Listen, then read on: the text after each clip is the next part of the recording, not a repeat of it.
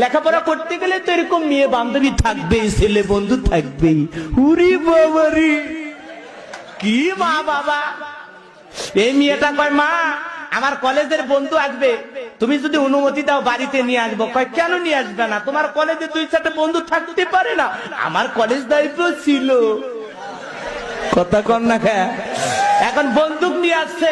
বন্ধু দেখার পর মা বলতেছে, তুমি নাকি মন খারাপ করো, আমার বাসায় আসতে চাও না? আরে পাগল, আমি তো তোমার আন্টির মতো। তুমি যাও আমার মেয়ের সাথে ঘরে বসে গল্প করো, আমি চা নাস্তা দেই। কেরে ওরা দুইজন ঘরের ভিতরে ঢুকে এখন কি করছে? তাহাজ্জুদ পড়ছে। এলা ডিজিটাল মা বাবা আছে না? না, ফ্রি ফ্রি ছেলে মেয়ে ছাড়িয়ে দিতে ফ্রি। ওরা এখন গোপন জায়গা যা লাগাচ্ছে বিড়ি।